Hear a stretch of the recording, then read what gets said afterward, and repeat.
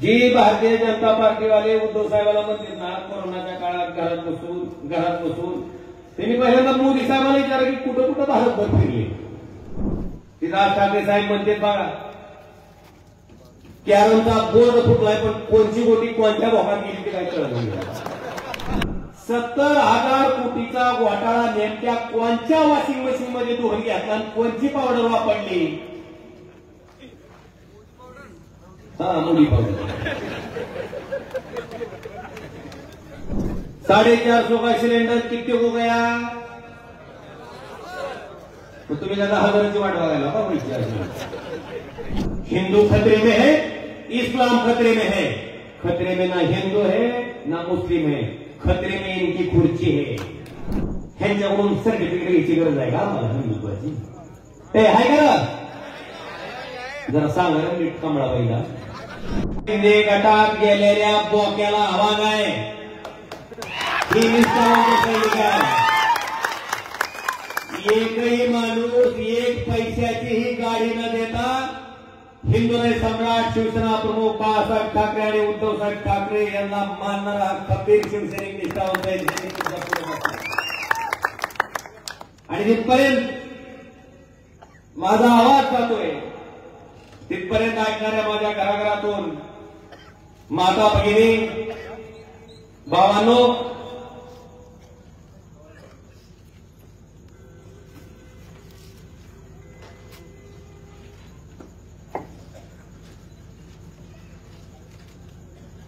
उद्धव साहेबाला सारखं म्हणते ती घरात बसून होय.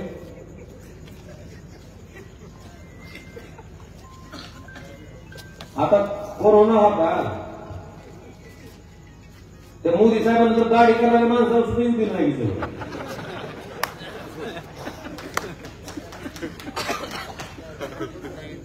जी भारतीय जनता पार्टीवाले उद्धव साहेबांना म्हणतील ना कोरोनाच्या काळात घरात बसून त्यांनी पहिल्यांदा मोदी साहेबांना विचारलं की कुठं कुठं भारतभर फिरले. आरती उद्धव साहेबांना तुम्ही घरात बसून म्हणता पण 72 उद्धवजी ठाकरे साहेबांनी घरात बसून महाराष्ट्र सांभाळला. आणि आताची एक फुलन 2 हात आई बाहेर बोललं फिरून मी महाराष्ट्र सांभाळता येईल ना. यायला का सांभाळता. नांदेडचं प्रकरण ऐकलं असेल तुम्ही. 48 तासात 61 माणसं मेली. 61. संभाजीनगरचा ऐकला असेल, नागपूरचा ऐकला असेल. मला वाटतं सामान्य माणसाला काय म्हणायचं की तुमच्या लक्षात आलं असेल. आज मागच्या 2.5 वर्षापासून 2 वर्षापासून आपल्या राज्यातल्या राजकारणाची परिस्थिती अशी झाली की राज ठाकरे साहेब म्हणते बघा कॅरमचा बोर्ड फुटलाय पण कोणची गोटी कोणत्या भोगात गेली ते काय कळलं नाही.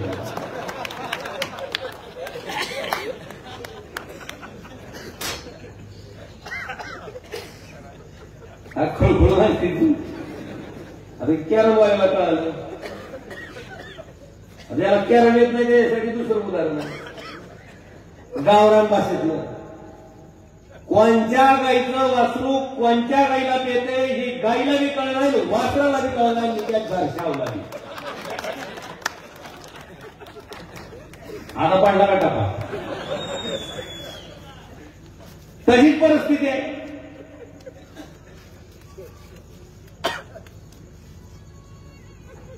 काय काय सांगून गेली होय शिंदे गट मार्गे भाजपात. पहिलं कारण सांगितलं होतं त्याने अजित दादा पवार. काही सांगितलं होतं नव्हतं. कशी टोळ बोलत होते अजित दादा पवार हे अर्थमंत्री जर राहिले आणि असंच आमचं सरकार चालू राहिलं असतं तर आम्हाला पुन्हा निवडून येणं शक्य नव्हतं. का अजितदादा पवार आम्हाला निधी देत ही एक कारण. काय काय लोक उद्धव साहेबांनी आमच्यावर अन्याय केला.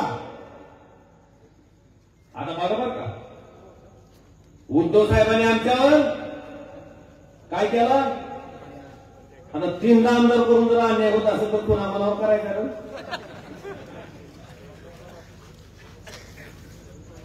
ग्रामपंचायतचं सदस्य जर आपण एखाद्याला केलं तर त्याला मरुस्तो सांगतो, तुला बेटा मी ग्रामपंचायतचं सदस्य केलं. आणि हे हिंदुराय सम्राट शिवसेना प्रमुख बाळासाहेब ठाकरे एकमेव असा नेता आहे आणि शिवसेना एकमेव असा पक्ष आहे. नीट लक्ष देऊ नये का? फक्त महाराष्ट्रात नाही, भारतात नाही, जगात की ज्या पक्षानं अतिशय सामान्य कुटुंबातील पोरं ज्याच्या कित्येक पिढ्यात साधा ग्रामपंचायतचा सदस्य देखील नव्हता, कोण पानाची टपरी चालवतंय, कोण वडाप गाडी चालवतंय, कोण कॉलेजमध्ये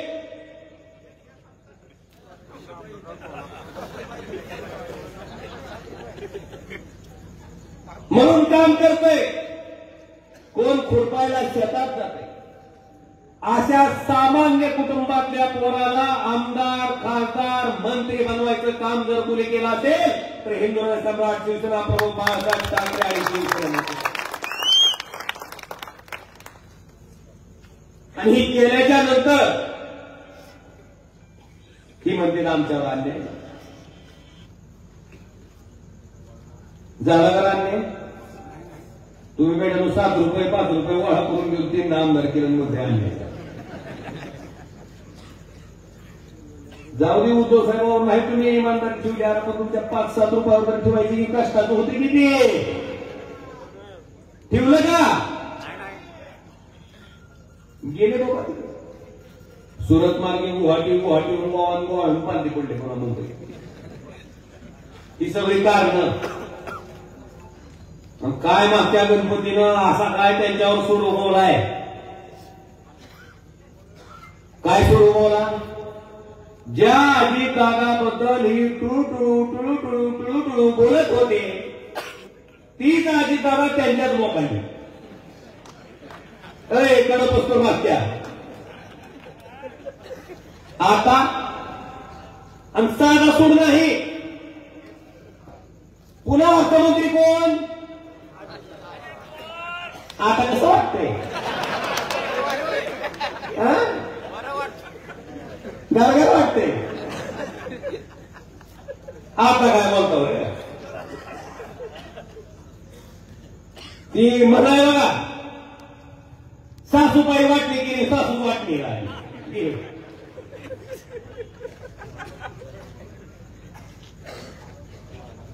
काही खरं नाही. खरं कारण 2च आहेत. क्रमांक 1, ज्याच्याकडे पैसे नाहीत त्याला 50-50 कोटी रुपयाचं आमिष, म्हणजे तुमच्या भाषेत 50 कोके.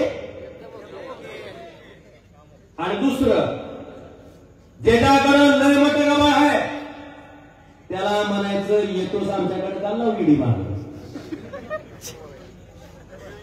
ही 2 कारण सोडली तर दुसरं कुठलंही कारण पटतंय का? ही वस्तुस्थिती आहे. आणि गंमत काय? त्याच अजित पवार देशाचे पंतप्रधान नरेंद्र मोदी, आम्हाला सुद्धा आदर होता त्यावेळेचा बद्दल वाटायचं अरे ही माणूस काहीतरी देशासाठी करल. त्यांनी म्हणले ना खाऊंगा ना खाणे दूंगा.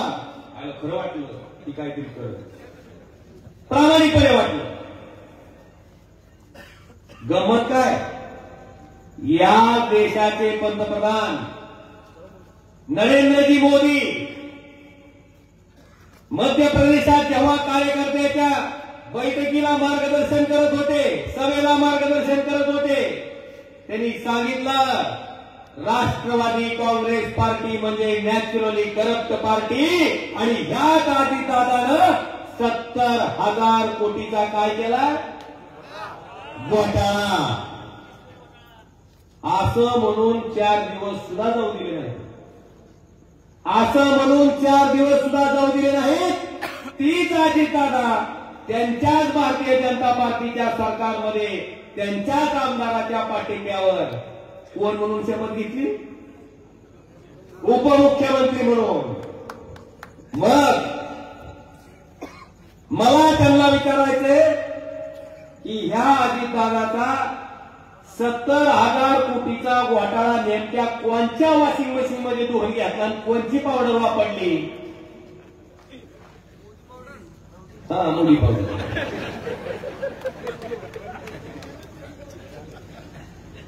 Washing powder Bhajpa.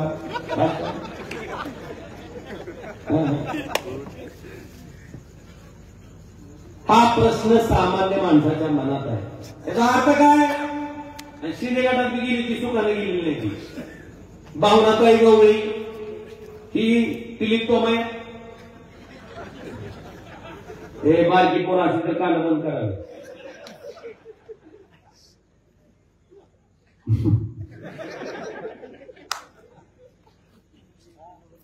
ही जाऊन तिथं आरोप करत होता.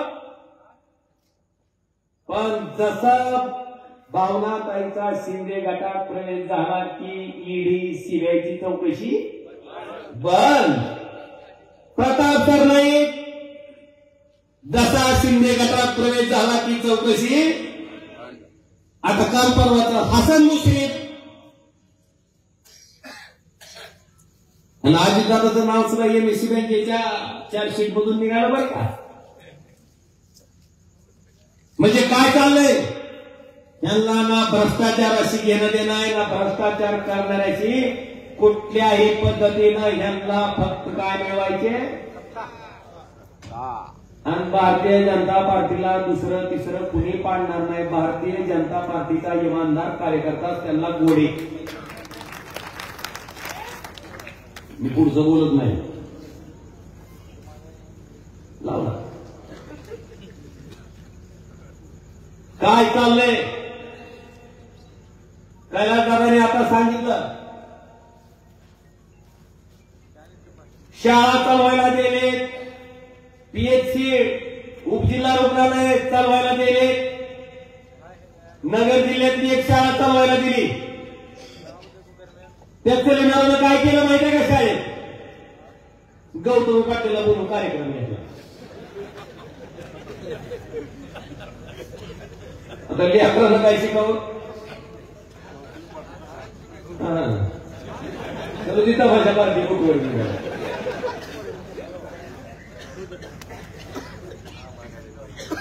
पवार साहेबांचं मग पवार साहेब तर मी तर बोलतो गौतम पाटलाला दहा द्यावा. आता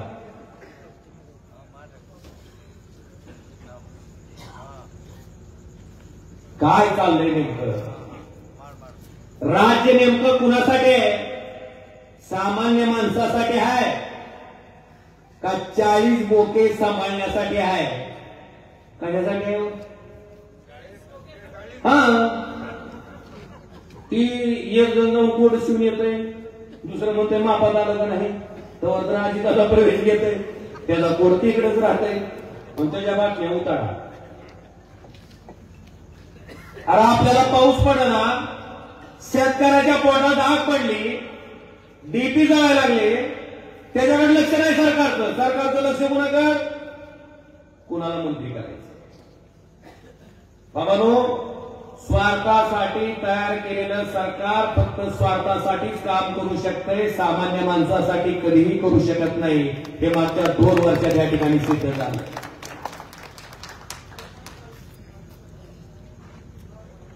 आज इथं बोलत असताना भाई और बहनों, महंगाई कम हुई कि नहीं हुई. हुई माना कि नहीं. अरे हुई क्या नहीं. कैसी हुई. 450 का सिलेंडर कितने हो गया. तो तुम्ही 10,000ची वाट बघायला का. 450चं सिलेंडर 1200ला गेलं. होईल ना कमी गमत बघा. 450चं 1200ला गेल्यावर का बॅनर लागले का लागले का? आणि 200 कमी गेल्यावर मोदीची बहिणीला वावाळणी लागले का नाही? राखी पौर्णिमेला ही गत कशी झाली माहितीये? डाकून येऊन आपलं घर लुटायचं, 40 तोळे सोनं हाणायचं आणि जाताना क्वार्टर 200 रुपये घेऊन जायचे. आपण चर्चा 40 तोळे सोनं हाणण्याची करायची नाही. आपण चर्चा कशाची करायची? माय चोरून 200 घेऊन दे. ठीक आहे का नाही? ही सिलेंडरची परिस्थिती. शेतकऱ्याचं जर उत्पन्न दुप्पट झालं का नाही? झालं म्हणायची जाऊन कसं झालं ते. सोयाबीन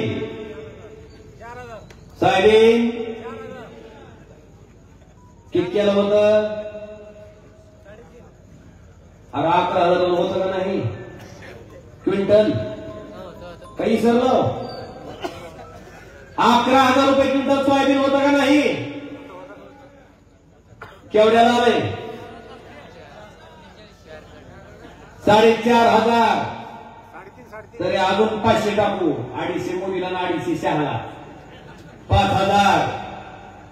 का 11,000 रुपये सोयाबीन आलो? 5,000ला 4,500ला. केंद्र सरकारनं पाम तेलावरचं आयात शुल्क कपात केलं. तेवढं करून केंद्र सरकार थांबलं नाही. समजू शकतो पाम तेल गोरगरीब लोकांना स्वस्त मिळावं. मिळालं का स्वस्त? नाही. कारण ती दिलंय. अजून डीओसी सोयाबीन गाळल्याच्या नंतर खाली जी चोथा शिल्लक राहते त्याला डीओसी म्हणते. त्याच्या भाकऱ्या कोण सामान्य माणूस खाते का? तुम्ही खाता? ती सुद्धा आयात करायचा निर्णय झाला आणि ह्या 2 नालायकपणाच्या निर्णयामुळं 11,000 रुपये क्विंटल जो सोयाबीनचा भाव होता तो अक्षरशः 4,500 पर्यंत कुठं आला? खाली आला. आता तुमचाच हिशोब घेऊ. किती उधार पडतंय सोयाबीनचा? एकरात क्विंटल विचारलो 4 क्विंटल एकर मध्ये 5 एकराचा हिशोब करू आपण. तिला नटत की मोदी झालं म्हणून त्याचाच काढू हिशोब. 5 एकरात 4 क्विंटल एकरी म्हणलं तर किती क्विंटल झालं? 20 क्विंटल. आणि 20 क्विंटल सोयाबीनला 6,000 रुपये क्विंटल मागं झपका बसला का नाही? मग 20 क्विंटल सोयाबीनचं 6,000 प्रमाणे किती होते?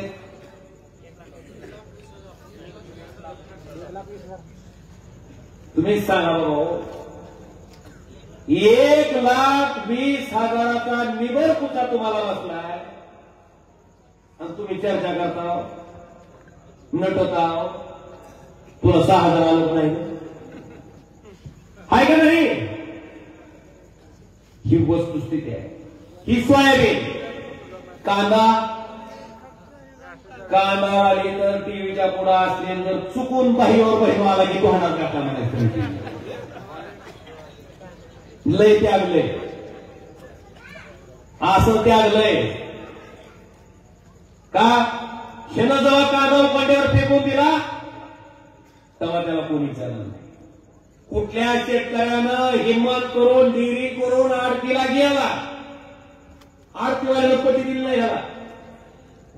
त्याला शेतकऱ्याला म्हणलं तुझं 400 फेकले त्याला आपलं कमी होती. त्यावेळेस विचारलं नाही सरकारनं की कोणत्या सावकाराकडून कर्ज काढलं होतं, कुठून पैसे घेतले होते, कसा प्रपंच चालवणार. पण त्याच कांद्याचा भाव आता 35, 40, 50, 60 कडे चालला होता. लगेच केंद्र सरकारचं लक्ष कुठे गेलं? कांद्याकड आणि कांद्यावरचं निर्यात शुल्क किती टक्के वाढलं? 40%. 50-60 रुपये किलोनं जाणारा कांदा 16-18 मध्ये आता जुलैला आहे. वाढलं का नाही शेतकऱ्याचं उत्पन्न? टमाटर 200 रुपये किलोला गेलेलं टमाटर नेपाळ मधून टमाटर आयात केलं, पण 200चा भाव 10 रुपयाला आल्याशिवाय केंद्र सरकार गप्प बसलं. माझं म्हणणं इतकंच आहे, जसं तुमचं लक्ष सोयाबीन वाढल्यावर जातंय, जसं तुमचं लक्ष कांदा वाढल्यावर जातंय, जसं तुमचं लक्ष टमाटर वाढल्यावर जातंय, तसंच तुमचं लक्ष डीएपीचं पोतं वाढल्यावर का जात नाही? जाते का? सिमेंटाचं पोतं वाढल्यावर का जात नाही? गजनी वाढल्यावर का जात नाही? डिझेल पेट्रोल वाढल्यावर का जात नाही? सिलेंडर वाढल्यावर का जात नाही? मला वाटतं हा प्रश्न आता सामान्य शेतकऱ्यानं, सामान्य माणसानं सरकारला विचारणं गरजेचं आहे. माझ्या शेतकऱ्यांना कष्टानं पिकवलेलं, रक्ताचं पाणी करून पिकवलेलं पीक, त्याला 2 पैसे मिळाले की केंद्र सरकारचं लक्ष जात आहे, हिथं मात्र जात नाही. पण बाबा ह्याच्यावर काय बोलायचं नाही बरं का. शेतकऱ्याचं उत्पन्न दुप्पट झालंय का नाही? अजिबात बोलायचं नाही. महागाई वाढली का नाही? अजिबात बोलायचं नाही. नोकऱ्या तर सगळ्याला मिळाल्या, एक सुद्धा बेरोजगार पोरगा नाही का नाही. पांढरपूर सकाळी गावं सगळी वासाड पडलेली असते ती का? पोराच्या मागं लागलं तू कंपन्या नाही. माझ्याकडे 50,000 महिन्यात तुला 1 लाख देतो, चल माझ्याकडे. हाय का नाही परिस्थिती? आता नाही कसं म्हणलं. मोदीनं 2-2 कोटी नोकऱ्या एका वर्षात देतो म्हणले, 9 वर्षात 18 कोटी नोकऱ्या निघाल्या. हाय का पोरगा बेरोजगार एक तरी? चपराशाची भरती निवडली की चपराशाची. BCom, MCom, BA, MA, LLB झालेला पोरगा अर्ज करतोय. काय व्हायला? चपराशी व्हायला. एसटीच्या ड्रायव्हरला 4थी पासची 8 आहे, कंडक्टरला 7वी पासची 8 आहे. भरती निघू द्या. अर्ज कोण करतोय? डबल ग्रॅज्युएट झालेली पोरं, वकील झालेली पोरं अर्ज करते. ह्याचा अर्थ बेरोजगारी आहे का नाही? ह्याच्यावर बोलायचं नाही. महागाईवर बोलायचं नाही, बेरोजगारीवर बोलायचं नाही, शेतकऱ्याचं उत्पन्न दुप्पट केलं का नाही बोलायचं नाही. आणि 15चं कसं काही राहिलं गाड्या? प्रधानमंत्री आवास योजनेतून मिळालं लागेल. 2022 पासून सगळ्याची स्लॅबची कर होणार होती. कसं काय राहिलं गाडी? मोदी साहेबांना विचारावर दाखवा लवकर. चुकून राहिलं काय की? ह्याच्यावर नाही बोलायचं. ह्याच्यावर बोललाव अय जय श्रीराम आर म्हणा की तुमच्यावर माझ्यावर संशय घेऊन भाषेत बोला नाही तर मनावर मोठ्यानं आपण हिंदू आहोत नाही, हिंदुस्थान मधले जय श्रीराम एवढ्यांना काय होत मोठ्यानं म्हणायचं. झोपली का मागची? हा मोठ्यानं पाहिजे आपल्याला. जय श्रीराम. झाला 11,000 रुपये किलो साहेब. जाऊ घरी आता. अर्ज झाले की आता रामच पावला पाहिजे. आता दुसरी घोषणा मोदी साहेब म्हणत होतो, मग आपल्या शेजारी कर्नाटक राज्य आहे का नाही, काय म्हणतो होतं? बजरंग बली की झोपली. तुम्ही पंतप्रधान सुद्धा ऐकत मामाल्यावर तुम्ही देशगुरु यावं. मोठ्यानं म्हणा की बजरंग बली की. लागले नोकऱ्या सगळ्या. आता लागले की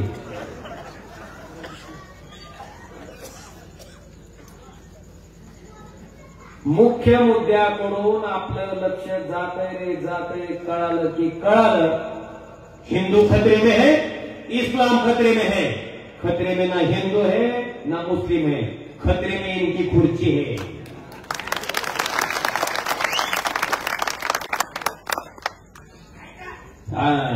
असं पुसलं आता बघा पाकळ्या.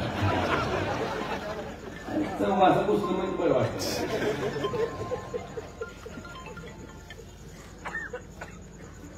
ही चाललंय देशात आपल्या. आणि हिंदुदय सम्राट शिवसेना प्रमुख बाळासाहेब ठाकरेचे आम्ही शिवसैनिक आहोत, ह्यांच्याकडून सर्टिफिकेट घ्यायची गरज आहे का आम्हाला हिंदुत्वाची? हे आहे का? जरा सांगा नीट कमळाबाईला. हा चांगलं. ही अवस्था आहे देशाची. सरकार तर आपल्या दारी आहेच का नाही? डीपी कवा जळत नाही का तुमचा? 2 फेज हातात धरून पाण्यात उभारलं तरी झटका बसला का नाही? दरचल महिला काही ग्राहक नशिबाला माझ्या. म्हणजे व्होल्टेज किती काय म्हणायचं मी? डीपी जळाला तर त्याला बोलून देणार कोण? हा भरती करून मी परत उपशीला गिटी वाल्याने कोणती दिशा करायला, तरी मी सरकार काय म्हणते? सरकार आपल्या दारी रोज पाणी भरी. डीपी जळाला की बाहेर मंत्री थांबलायची तुमच्या दारात. लगेच जळालेला डीपी मागे बुजवून देते का नाही? त्या इष्टीवरची जाहिरात बघितली का नाही? ती ड्रायव्हर बघ पाऊस पडायवर या हातात स्टेरिंग या हातात छत्री करून चलित होतं बघ. ती बॉयलरच्या नाळकाड्यातून धूर निघावत असायच्या सायलेन्सर मधून धूर निघतोय त्या इष्टीच्या. त्याच्यावर जाहिरात मात्र कडक आहे. इष्टी भागात असली तरी जाहिरात शासन आपल्या दारी. बाबानो, RDSS नावाची स्कीम असते, योजना आहे. खासदार त्या जिल्ह्याचा त्याचा अध्यक्ष असतो, आमदार सदस्य असते. कुणाळी, दापका, नाईचापूर, कोरेगाववाडी, कराळी पाटी, तुगाव आणि उमरगा ह्या 7 ठिकाणी नवीन सबस्टेशन करण्याच्या बाबतीत आणि आलूर आणि माड इथं जी 2 सबस्टेशन आहेत तिथं ऍडिशनल पॉवर ट्रान्सफॉर्मर म्हणजे पहिला पात्ता असेल तर अजून एक पात्ता, हे डीपीआर बनवून मंजूर करून आपण 2 वर्षापूर्वी राज्य सरकारकडे पाठवले. किती वर्षापूर्वी? अजून तरी वर्क ऑर्डर आहे का? जवळ राज्य सरकारच्या मंत्र्याला 10%चा नगद भेटत नाही तोपर्यंत ह्याला मंजुरी दे. मग शासन आपल्या दारी आहे का नाही? व्यवहार सरकार गतिमान काय लय ना कुठ्यात गेलेलं असते. ही वस्तुस्थिती आहे. आणि या तालुक्यातली काय तुमचं देणं गेलं नाही? जे 50-50 खोगे गेले ती वसूल करायचे, पुन्हा निवडणुका जवळ आल्या त्याच्यासाठी. ही वस्तुस्थिती आहे. विचार तुम्ही करायचा बाबा आता काय करायचं काय नाही. परवाच मराठा आरक्षणाच्या बाबतीत बघितलं का नाही आपण? देवबी त्यांच्या भल्यावर आहे का वाईटावर आहे माहित नाही का आपल्या मनावर आहे. मराठा आरक्षण अतिशय संवेदनशील मुद्दा आहे. सरकारनं अतिशय संवेदनशीलपणानं लक्ष घालणं गरजेचं आहे. तुम्ही ती पत्रकार परिषद घ्यायला आल्यावर बघितलं का? हा एक फुल काय म्हणते? आपण काय यायचं बोलून निघून जायचं म्हणलं का नाही? दुसरा हात काय म्हणतोय? आवाज जातोय टपाटपाने घ्या. दुसरा हात काय म्हणतोय?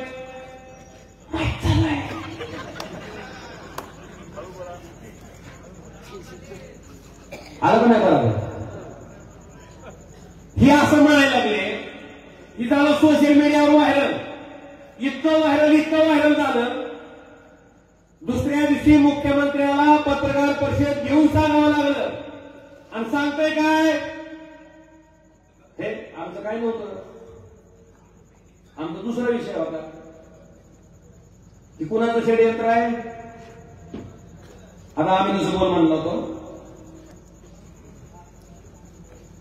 बरं दुसरा विषय, जर तुमचा विषय दुसरा होता, तुमच्या मनात पाप नव्हतं, तर मग एक जण म्हणतंय आवाज जातोय, दुसरं म्हणतंय माईक चालू आहे, मग कुणाच्या बापाला बहिला होता? मुद्दा आहे का नाही? जर तुमचं स्वच्छ मन आहे, प्रामाणिक आहे, संवेदनशील आहे, या गावाला म्हणलं असतं जायचं त्याला आवाज जाऊ दे. का तर आपलं मन ज्या अर्थी तुम्ही घाबरत होता, चोरून बोलत होता, आवाज जाते म्हणून सांगत होता, माईक चालू आहे म्हणत होता, त्याचा अर्थ तुमचं मन साफ.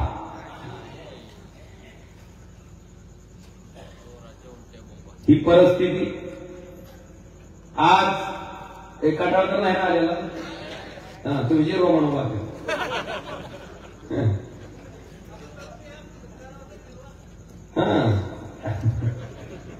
त्यांचं जिरू काय काळजी करू नका. मोदी साहेबांना आपल्याला काम लय भारी लावलंय. पहिला म्हणजे अकाउंट उघडा, गेलं शेतकरी अकाउंट उघडायला. पुन्हा म्हणजे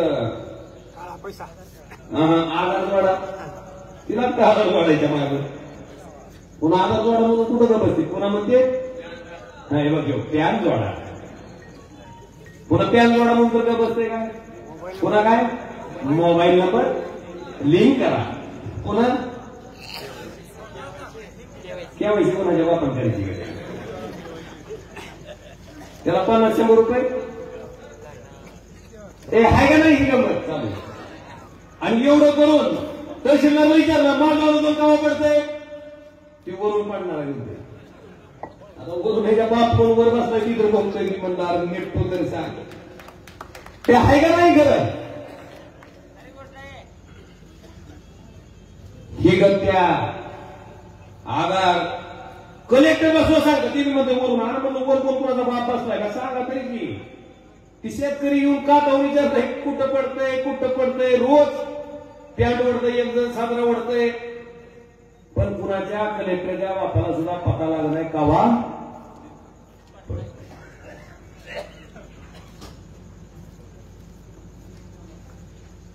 अजून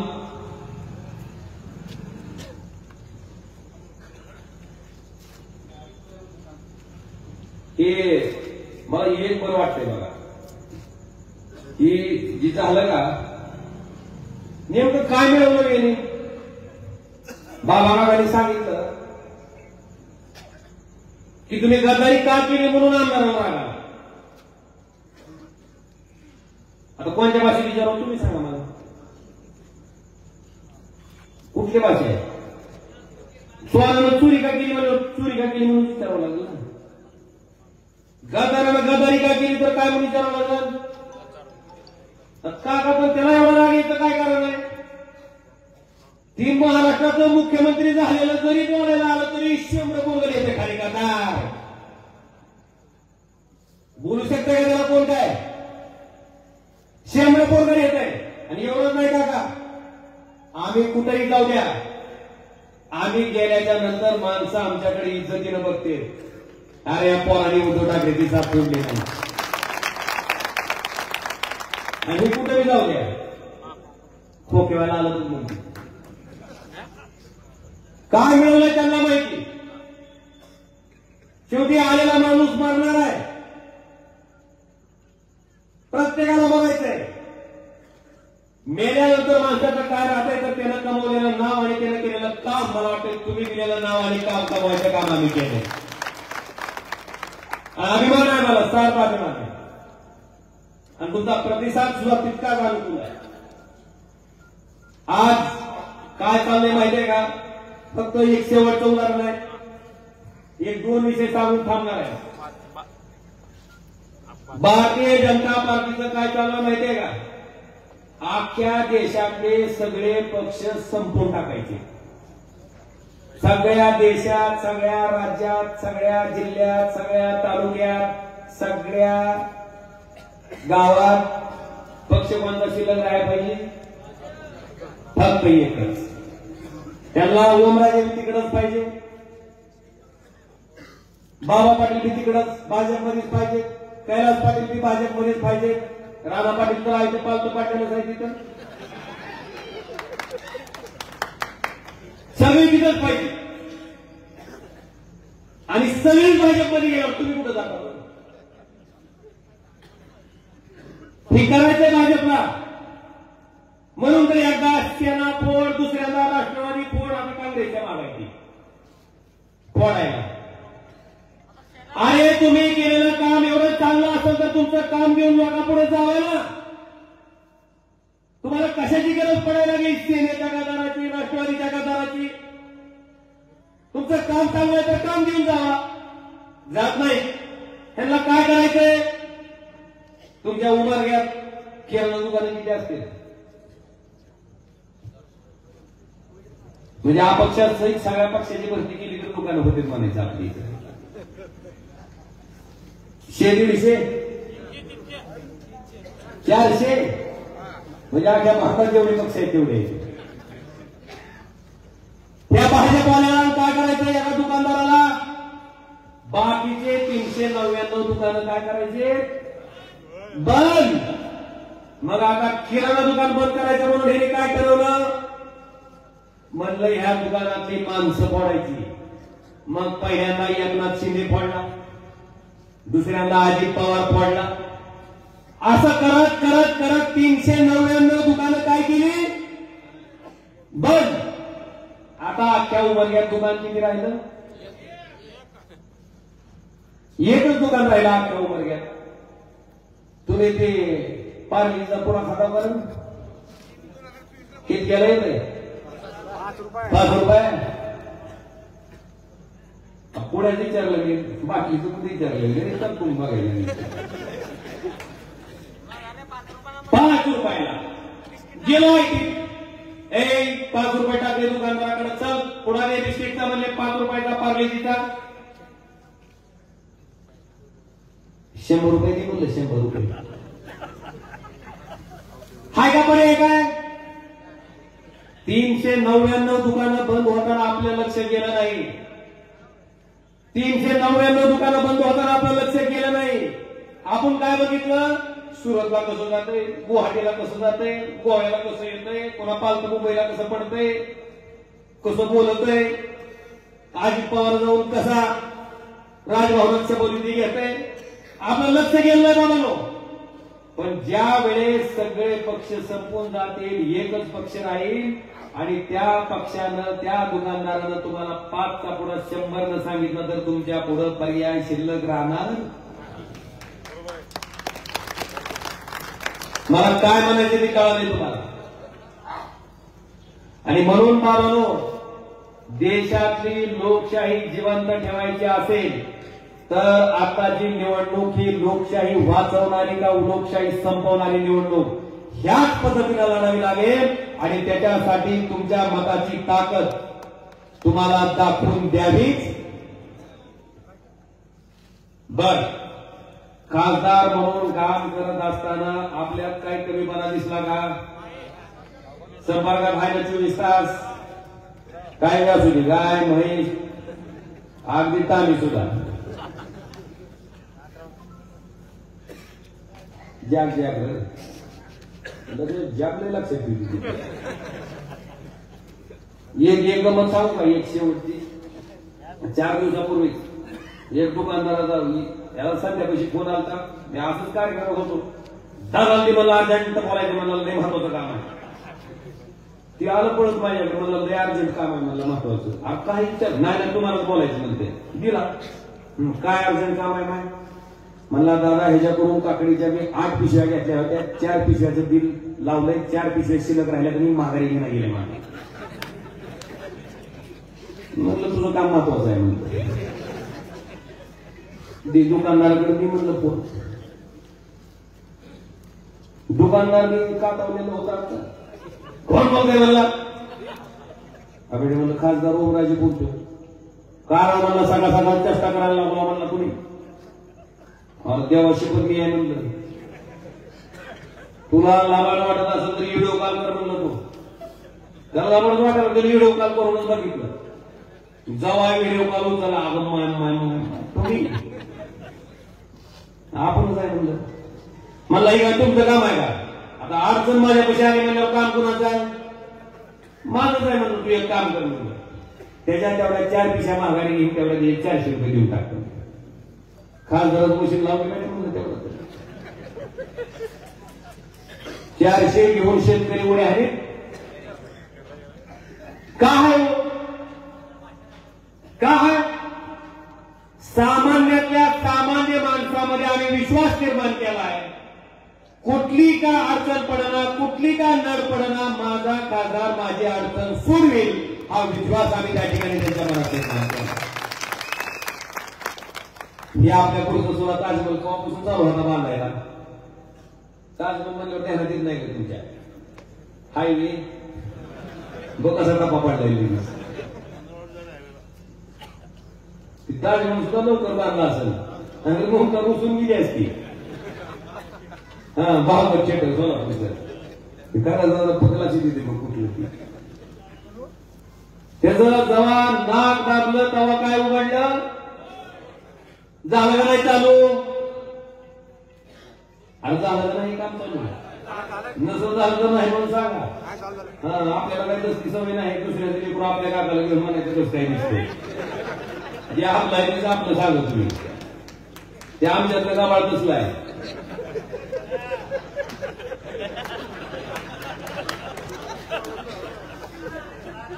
5,000 कोटी रुपये आणले म्हणून सत्कार बघितलं का नाही आता रेल्वे खातं कुणाकडे असते मग केंद्राकडे का राज्याकडे आणि ही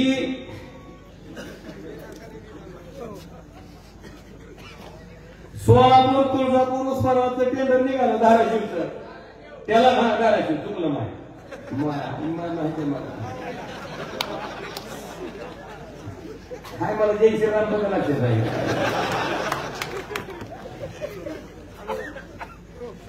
त्याला 1,000 कोटी रुपये तरतूद केली ही बी त्याच्या 5,000 कोटी उस्मानाबाद धाराशिवच्या स्टेशनला पैसे आले सुधारण्यासाठी ती बी त्याच्या एका तर गरीब माणसानं मला फोन करून विचारलं म्हणलं दादा आम्हाला ती संडासचं 12,000 रुपये अनुदान आले ती 5,000 कोटीच्या आतला आहे का बाहेर काय म्हणलं त्याच्यात आहे काय करावं काय माणसाला आपलं लेकरू आपल्या तोंड कळतंय आपलं आहे पण ती नादच खोळ आहे मी तर म्हणतो मोदीच्या पुढचा कॉम्पिटिटर आलाय ती बारकं फेकतं ही मोठं मोठं फेकतंय गुरुबागाच्या मंदिरात वरती डोक्यावरचे पत्रे निघाले हे आपले 40 वर्ष मंत्री असताना आणि काय करते माहिती आहे का 1,000 कोटी रुपये तुळजाभवानीच्या मंदिरात खर्च केल्याच्या नंतर मंदिर कसं दिसत कशावर कॉम्प्युटरवर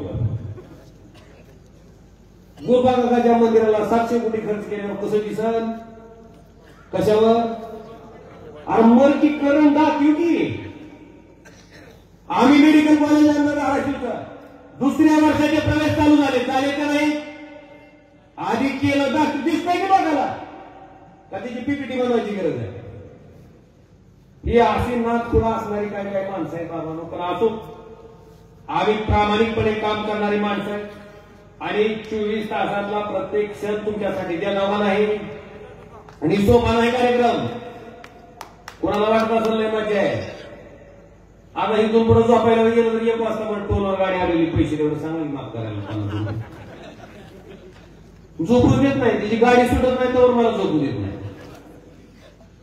पण आपण म्हणलं का माझं काम नाही आमचंच मला वाटतं ह्या भावनेत आम्ही पुढे जाणारी माणसं आहेत जाता जाता तुमच्या एका गोष्टीबद्दल मला आभार मानायचे आणि सलाम करायचा आहे का काय मार्केट कमिटीला तुम्ही जादू केली हो काय कोण माणसावर हो तुम्ही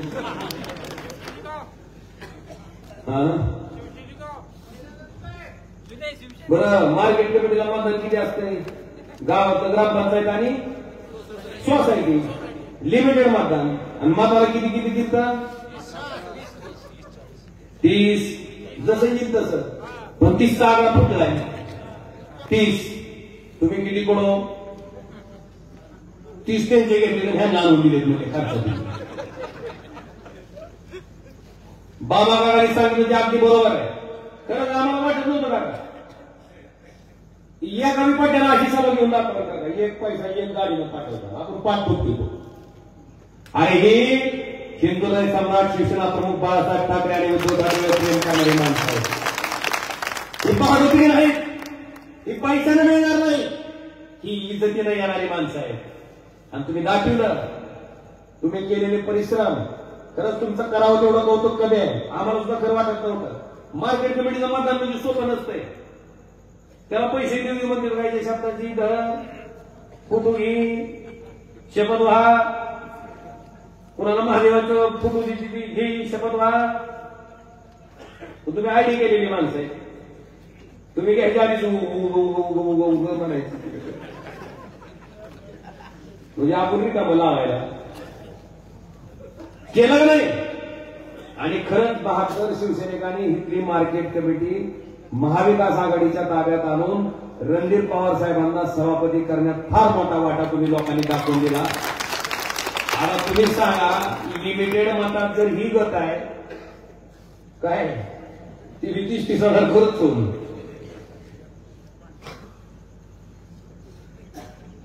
तिथं. आणि म्हणून शेवटचं एवढंच सांगतो, बेमानीनं कमवलेल्या पैशाला बेमानी करणं ही सगळ्यात मोठी इमानदारी आणि तुम्ही ती पाळली. बाबांनो, जे जे काम आता हायवेच नाही, आता बऱ्याचशा लोकांच्या तक्रारी सुद्धा आहेत की मावेला तुमच्या कृष्णा मराठवाड्याचे सुद्धा पैसे आले. 2014 तसंच बोलत बसतोय, त्याला पैसे दिलेले नाही. पण 2021 शेतकऱ्यांना पैसे दिले त्या अधिकाऱ्याला की लगेच त्याचं बिल काढून दिले.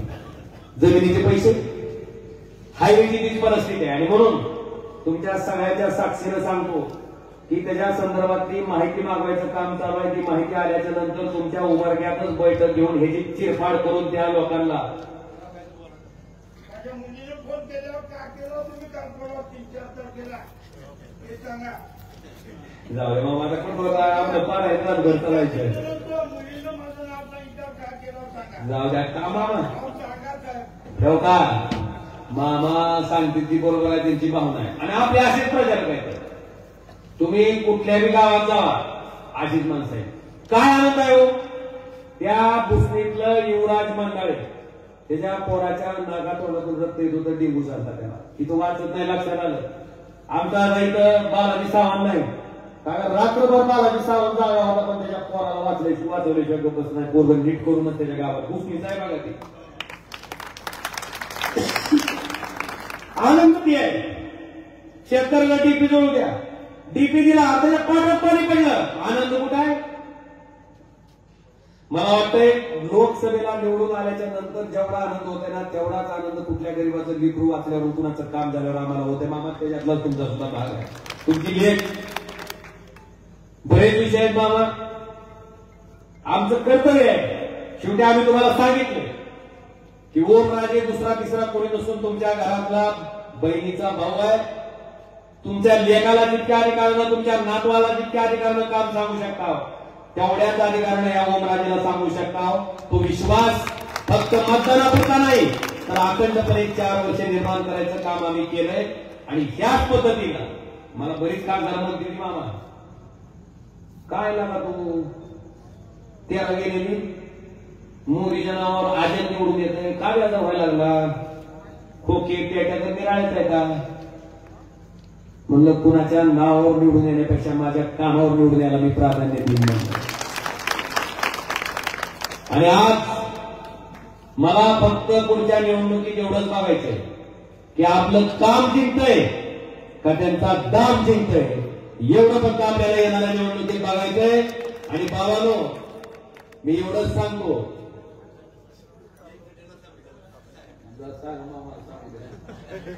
काल परवा माझी मुलगी मनीषा सांगवे अंगणवाडीला शिक्षिका आहे, दिल्लीला गेली होती, मोर्चा होता.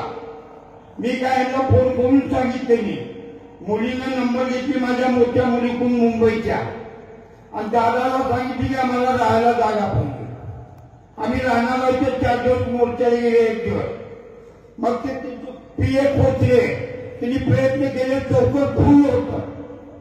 शेवटी दादाला फोन केली पोरीनं, तर या पट्ट्या खासदारानं स्वतःच्या घरात 6 महिलाला फोन घेतला, मग पाठवून दिला.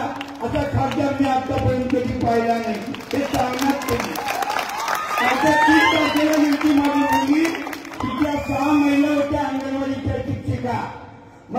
रस्त्याच्या मुलीनं फोन लावले यांना आणि हक्कानं बोलल्यावर तू चांगले मामाची लेख असते माझ्या घरात जा म्हणून चावी देऊन घरामध्ये ठेवून 7व्या दिवशी मुलगी आली 6 महिला घेऊन. असा खासदार मी आतापर्यंत पाहिला नाही. आमच्या काय बापाचं घर नाही तर ते खासदार केलं म्हणून आम्हाला भेटलं तिथं. त्यामुळे घरावर पहिला अधिकार कोणाचा आहे? जनतेचा. आता हे समजणाऱ्याला समजायचं आणि आपली जर त्रासलीच आहे. आपल्याला दामाची गरज नाही, फक्त एक खूप सांगते तो ती म्हणजे ती मोदीच्या नावावर पडली आणि आमच्या बाळासाहेब ठाकरे होतं का नाही? या मोदीच्या राजकारणात जन्म झाला नव्हता तेव्हा 2004 कल्पनाताई खासदार होती, शिवाजी बापू खासदार होते, तेव्हा मोदी होणार. आणि मला तुमच्याकडून एवढीच अपेक्षा आहे, मागच्या वेळेस 1,27,000 आपण निवडून आणतो. त्यांना एक का होणार मत आगाव घेऊन दाखवायचे. किती? एकच. आणि कसं? मोदीच्या विरोधात राहून. बाबा एवढीच अपेक्षा तुमच्या सगळ्यांकडनं आहे आणि मला खात्री आहे की ती अपेक्षा तुम्ही माझी निश्चित पूर्ण करता. आज एवढ्या मोठ्या संख्येनं कसलाही खर्चापाणी न करता अतिशय निष्ठेनं अतिशय प्रामाणिकपणानं आपण जे शिवसेना उद्धव बाळासाहेब ठाकरे या पक्षावर प्रेम दाखवलंय त्याच्याबद्दल मनापासून मी आपला ऋणी आहे, आभारी आहे.